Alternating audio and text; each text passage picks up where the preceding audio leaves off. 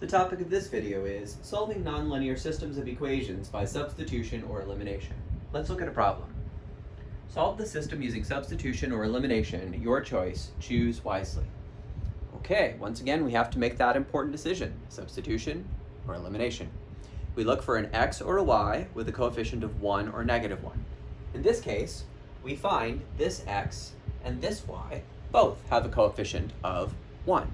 Which means we are likely going to be using substitution for this problem.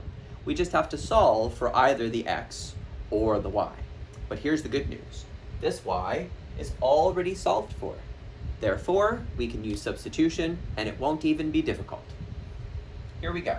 Let's label this equation 1, this is equation 2, and we're going to substitute y from equation 1 into equation 2. Let's begin. All right, so in equation 2, everywhere we see a y, we're going to put what it equals from equation 1. Meaning right here is where we're going to put x plus 4, because in our first equation it says y equals x plus 4, so we'll put that here. We get 9x squared plus y squared, which we'll write as x plus 4 squared, equals 16. Okay, now we're going to do a little bit of algebra. X plus 4 squared needs to be multiplied using the FOIL multiplication method. So we'll write this as an x plus 4 times another x plus 4.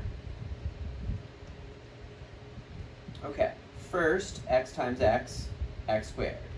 Outer, x times add 4 makes add 4x. Inner, add 4 times x means add 4x. Last, add 4 times add 4 is the same as add 16. All right, let's put our like terms together.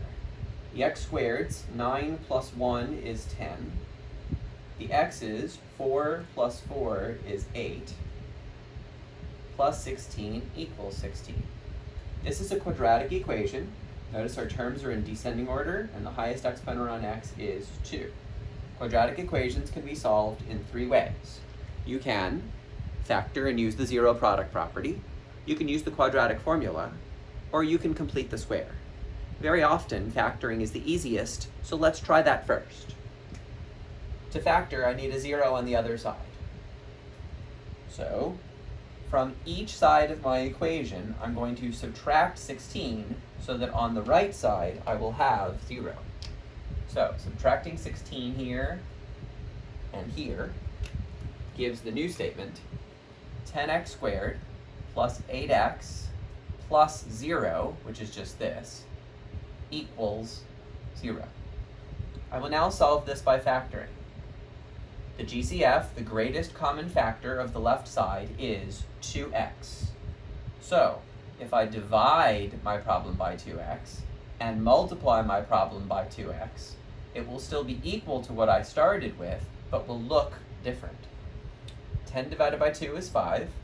X squared divided by x is x. Plus 8 divided by 2 is 4, and the x's cancel. So I get 2x times 5x plus 4 equals 0. If I wanted to check this, I could use the distributive property to show that it takes me back to this line of algebra. 2x times 5x is 10x squared. 2x times 4 is 8x equals 0. Now use the zero product property.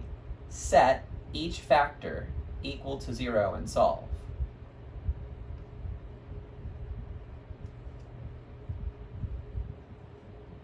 On the left, we divide by 2 on both sides and get x equals 0. On the right, we subtract 4 on both sides to get 5x equals negative 4, and divide by 5 on both sides to get x equals negative 4/5.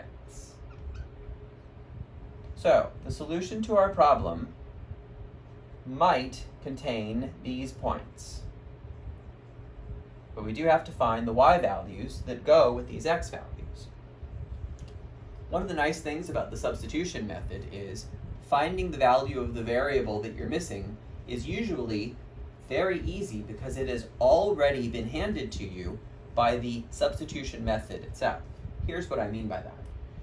We substituted y from equation 1 into equation 2 because we knew that y was equal to x plus 4. In this situation, we know x, what we don't know is y. So this equation will tell us. So we're going to plug x equals 0 and x equals -4/5 into equation 1, y equals x plus 4. Let's begin. All right, if x is 0, then y is equal to 0 plus 4, y equals 4, which gives you the ordered pair 0, 4. If, however, x is equal to -4/5, then we're going to have y equals -4/5 plus 4. Now, you could put this in a calculator and get an answer, but let's show the fraction math. We need a common denominator. 4, which is the same as 4 over 1, needs a common denominator of 5. So, times 5 on the top times 5 on the bottom gives us 20/5. By the way, 20 divided by 5 really is 4, so we know we've done this correctly. Now, add the like fractions. Keep the common denominator, add the two numerators. We get y equals 16/5, which is the ordered pair -4/5, comma 16/5. All right, so we have the 2 points that might be our solution to the system, but we have to check both of them in both equations to make sure. We'll do that in our next video.